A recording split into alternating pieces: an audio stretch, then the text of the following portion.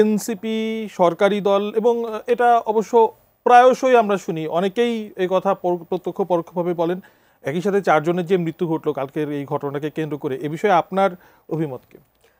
দেখুন, আমি মানে মাসুদ কামাল ভাই তার মতন করে বিশ্লেষণ করেছেন।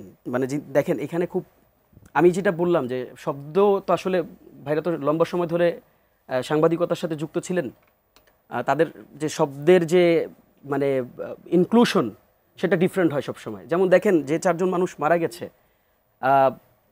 তার পরিবারের ব্যাপারে নিঃসন্দেহাতীতভাবেই আমার অনুশোচনা আছে, যেহেতু আমি পৈশাচিক কোনো সংগঠন থেকে বিলং করি না। তারা যেভাবে করে বিলং করে, তারা লাশের উপর নৃত্য করতে পারে, আমরা সেটাকে সহ্য করতে পারি না, এটা তাদের সাথে আমাদের পার্থক্য। কিন্তু দেখেন তাদেরকে খুব সহজেই সাধারণ মানুষ বানিয়ে দেওয়া হয়েছে ভাই, কিন্তু একটাবারও তাদেরকে সাধারণ মানুষ বলেই কিন্তু ট্রিট করেছেন। এখন আমি যদি এই প্রশ্নটা রাখি যে হাউ ডু ইউ নো যে তারা সাধারণ মানুষ ছিল, এই এক্সপ্লেনেশন তার কাছে থাকবে না। তিনি এটা কমপ্লিটলি অ্যাজাম্পশন, মানে আমি ওই ফিল্ডে ছিলাম, আমি পুরো পরিস্থিতিটা আমি খুব কাছ থেকে দেখেছি এবং আমি অ্যাজ এ লিভিং উইটনেস, আপনারা সেখানে মিডিয়ায় ছিলেন, আপনারা মিডিয়ার ইয়াগুলো দেখান, আপনারা দেখলে তো আপনি চাইলে এখন ভাইকে এখানে লাইভে রেখে আপনি মিডিয়া কন্টেন্টগুলো দেখাতে পারেন। ভাই আমি একটু ক্লিয়ার করি, আমি আপনাকে একটু বলার সুযোগ দেন, প্রশ্নটা আমি আপনার প্রশ্ন নিব, মানে আমি জাস্ট ক্লিয়ার করি।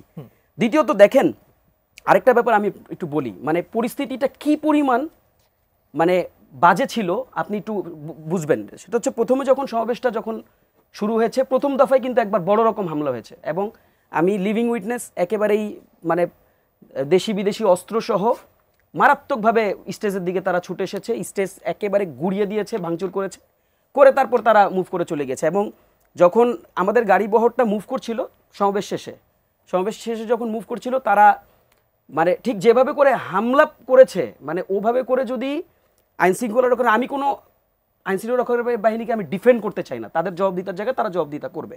আজকে আপনি দেখেছেন যে সেনাবাহিনীর পক্ষ থেকে বিবৃতি এসছে, তারা কি বলেছে।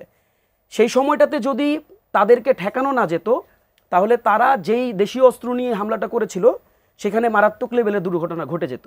এবং আমি আপনাকে বলি যে ভাই সিচুয়েশনটা তো বুঝেন নাই, সেখানে আবার তিনি বলেছেন পেছন থেকে গুলি করা হচ্ছে। আমি জানি না পেছন থেকে গুলির কোন ফুটেজ, কোন অংশের ফুটেজ। হ্যাঁ, ওই যে উনি যদি দেখে থাকেন সেটাও একটা অংশের হয়তো ফুটেজ, কিন্তু সেখানে 3 ঘন্টা 4 ঘন্টা ব্যাপী কিন্তু ইয়া চলেছে, ধাওয়া পাল্টা ধাওয়া চলেছে। তাহলে পেছন থেকে গুলি কীভাবে হয়, ধাওয়া পাল্টা ধাওয়া কীভাবে, গুলির মুখে থেকে ধাওয়া পাল্টা দেওয়া হয়, এটার আসলে ব্যাখ্যা আমি জানি না। আমি আসলে এভাবে করে মানে এত বিশ্লেষণে আমি যেতে চাইনি, বাট আমি যে সিচুয়েশনটা বোঝানোর জন্য বলি। লাস্ট আলাপটা আমি একটু বলি, সেখানে মসজিদ থেকে মাইকিং করা হয়েছে, আপনি এই মাইকিংয়ের সাউন্ডগুলো অ্যাভেলেবেল আপনি পাবেন। মসজিদ থেকে মাইকিং করা হয়েছে, মাইকিং করে সাধারণ মানুষকে উস্কে দেওয়া হচ্ছে। ভাই গোপালগঞ্জেও তো ভালো মানুষ থাকে নাকি, সব মানে নির্দিষ্ট দলের লোক, সেখানে কি সাধারণ মানুষ নাই? আছে তো, কিন্তু দেখেন সাধারণ মানুষ কিন্তু রেসপন্স করে নাই তাদেরকে আনফর্চুনেটলি। বাট এই সন্ত্রাসীদের গ্রুপ তো আসলে তারা খুব মানে প্ল্যান ছিল। এবং মসজিদ থেকে মানে একেবারে ঘোষণা দিয়ে, একবার দুইবার না একাধিকবার ঘোষণা দিয়ে ডাকা হয়েছে যে আপনারা যার কাছে যা আছে আপনারা তাই নিয়ে আসেন, আমরা তাদেরকে শেষ করে দিব টাইপ একটা মানে আলাপ দেওয়া হয়েছে। এখন দেখেন আপনি এটাকে রাজনৈতিক বিশ্লেষণে না ফেলে আপনি এটাকে সন্ত্রাসী কার্যক্রমের বিশ্লেষণে কেন ফেলতেছেন না, আমার প্রশ্নটা হচ্ছে ঠিক এই জায়গাটাতে। এটা তো ক্লিয়ার, আপনি আচ্ছা আপনি দেখেন নাই, মানে রাজনৈতিক সংঘর্ষ দেখেন নাই কেমন হয়। রাজনৈতিক সংঘর্ষেরও তো একটা, যদিও এটা ব্যাড কালচার, আমরা এটাকে প্রমোট করতে চাই না, যেটা হইতে পারে কি হইতে পারে সর্বোচ্চ, আপনি ধরেন ধাক্কাধাক্কি আমরা দেখেছি, মানে নানা রকম জটিলতা অভ্যন্তর হয়। কিন্তু আপনি যখন একেবারে ডিরেক্ট অ্যাটেম্প টু মার্ডার নিবেন, তখন আসলে আমি জানি না যে তখন আসলে মাসুদ কামাল ভাই যদি থাকতেন, মাসুদ কামাল ভাইয়ের সামনে যদি একটা পুলিশ সদস্য থাকতো, মাসুদ কামাল ভাই কি বলতেন তাকে আমি জানি না। কিন্তু আপনারা গতকালকে যখন এই সমাবেশস্থলে যান, তার আগে পুলিশের গাড়িতে হামলা হয়েছে, ইউএনওর গাড়িতে হামলা হয়েছে, আপনারা কি জানতেন না যে এখানে পরিস্থিতি কতটা গভীর, বা আপনাদের নিজেদের পর্যবেক্ষণ কি ছিল? দেখুন, আমি এখানে আরেকটা ব্যাপার আপনাকে বলি, গতকালকে আপনারা নিশ্চয়ই আমাদের আহ্বায়কের প্রেস ব্রিফিংটা কভার করেছেন, তিনি কিন্তু এখানে স্পষ্ট বলেছেন যে আমরা যেহেতু এখানে একটা ঘটনা ঘটেছে, স্বাভাবিকভাবেই এটা আমরা না, শুধু বাংলাদেশের সকল পলিটিক্যাল পার্টি যখন কোনো প্রোগ্রাম করে তারা পুলিশ থেকে একটা ক্লিয়ারেন্স নেয়, এটা আপনি খুব ভালো করে জানেন।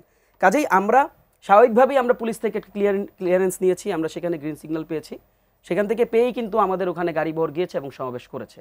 এবং সেখানে যথেষ্ট মানে আপনার যতগুলো প্যারামিটার এটাকে ক্রস চেক করা দরকার হয়, সব জায়গা থেকে আমরা আমাদের মতন করে ক্রস চেক করেছি। কিন্তু যেটা আমি আপনাকে বারবার বোঝাতে চেয়েছি, দেখেন সন্ত্রাসী কার্যক্রমের কিন্তু কোনো প্ল্যান থাকে না, এটা এটা আপনি মানে এটা একটা খুবই ডিফারেন্ট ওয়েতে এটা তারা এক্সিকিউট করেছে। এবং মানে সেটা তো আমরা আমাদের পক্ষ থেকে আমরা বলেছি যে এটা তো যদি তারা সাকসেসফুলি এক্সিকিউট করতে পারতো, যেটা হতো যে তাদের যে সন্ত্রাসী কার্যক্রম এটা আরও সারা বাংলাদেশ ব্যাপী তখন তারা ছড়িয়ে দিতে পারতো।